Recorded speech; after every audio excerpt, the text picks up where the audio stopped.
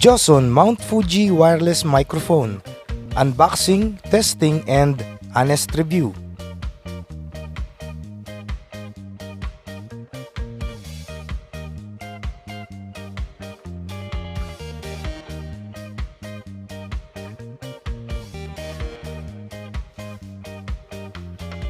Hi, welcome po sa aking YouTube channel. Para sa video natin ngayon ay ipapakita ko po sa inyo itong aking biniling Joson Wireless Microphone. Pero bago yan, kung bago ka pa lang sa aking YouTube channel, please subscribe and like this video. Kung meron po kayong comment or katanungan, ay iwan nyo dun sa ating comment section. Balik po tayo sa ating item. Ito po yung binili ko nung nag-i-election. Dahil napansin ko po yung wireless mic na ginagamit ko na Trident ay medyo nagiging distorted na or basag yung tunog pag malaki yung boses nung nagsasalita or kapag medyo napalakas yung boses. Medyo nagiging basag, hindi na maganda sa pandinig kahit na ina-adjust ko na yung bass o yung low sa aking mixer. Basag pa rin yung tunog. So napag-desisyonan ko na bumili ng wireless microphone at ito po yung aking napili. Bakit? Ako po'y bumili ng ganitong model dahil po meron na po siyang case at yung kanyang design ay medyo latest na po. Meron na siyang mga LED na display. So buksan na natin itong ating nabiling item. At by the way, ito po'y nabili ko lang ng nasa 2,200 pesos. Dahil po ako ay nakagamit ng voucher. Chinempuhan ko po nung available na yung voucher kay Shopee.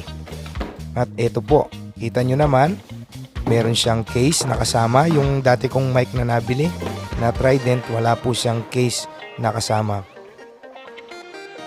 Yan, hard case po siya. At panoorin nyo pong tuloy-tuloy itong video natin dahil mamaya sasabihin ko po sa inyo yung mga magaganda at hindi maganda dito sa ating wireless mic para maging honest tayo dun sa ating review. At sa video po na ito, nung nire-record ko, kinagabihan po ay sinabak ko na agad ito nung meeting de avance. Yan, yung last day ng meeting nung aking mga customer o yung mga kaibigan ko na tumatakbo. At ako po yung kinuha nilang sound system. Ayan. Ito po yung ating microphone. Siyempre kapag bumibili po kayo ng bago, kailangan videohan ninyo. Lalo na sa online para maipakita nyo dun sa seller kung nagka-problema or may problema itong item na nabili natin. Ayan. Ito naman yung kanyang jack. At meron na siyang kasamang battery. Ito naman yung pinaka receiver niya. Itong case natin meron po siyang styro sa loob pero yan medyo makunat yung styro niya. Hindi po siya madaling mapunit. At ito na po yung ating receiver. Made of plastic. Yan, plastic po yung ating pinaka receiver. At ito po yung mga antena niya. At nakasama na po yung cable sa mismong receiver. Medyo may kagaanan at ganyan po kahaba yung ating antena. At by the way, ang range po nung receiver natin, yung ating wireless microphone ay 150 feet or 46 meters. Yung receiver niya ay medyo magaan at ito po yung mga output niya, isang XLR at isang 1/4 inch na microphone output. Yan. So bahala na kayo kung alin yung gagamitin nyo.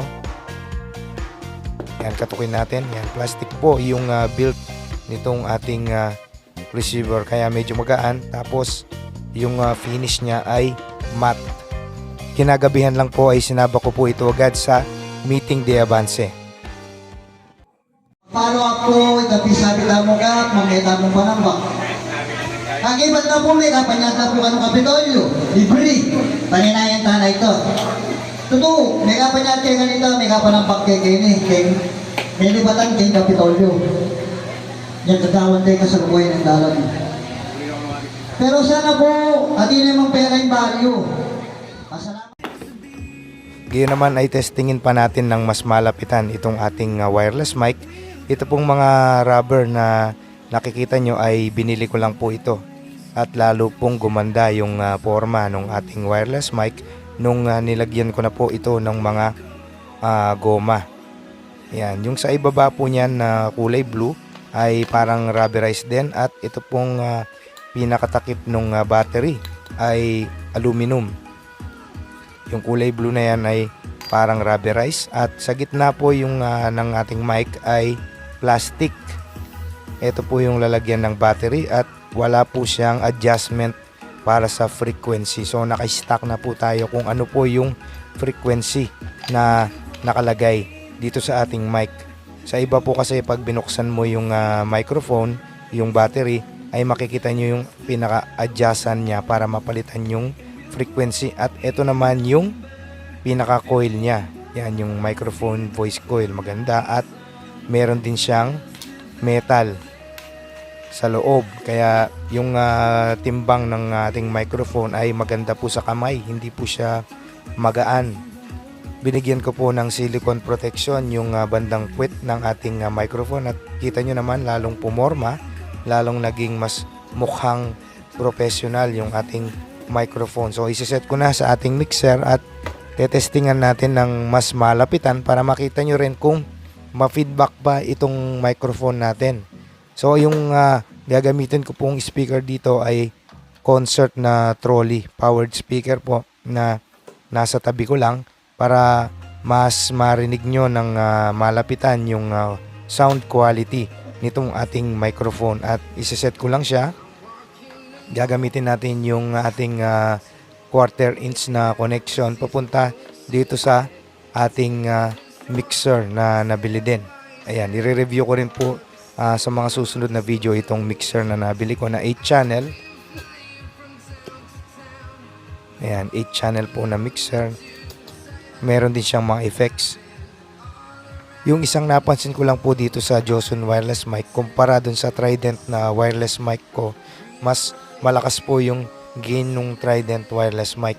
Dito lang po kailangan nyo lang na medyo ilagay sa halos maximum volume dun sa ating receiver para ma-achieve nyo yung gain na malakas na gusto nyo para maging malakas po yung output nya dito sa ating mixer o dun sa ating mga powered speaker. So pakinggan po natin yung sound quality nya. Check, sound check, hello, sound check. Check, sound check, check.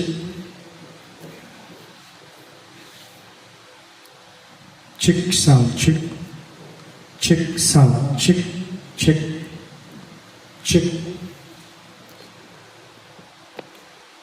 Check, sound check.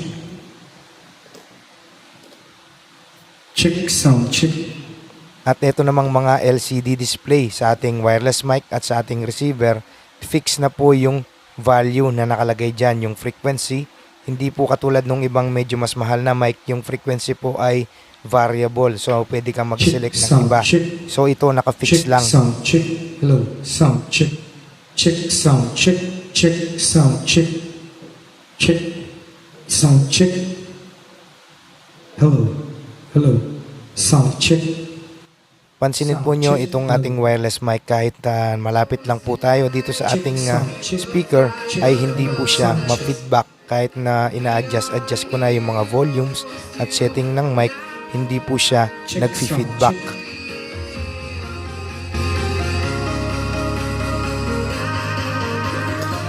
Check, sound check. Hello, mic test, sound check.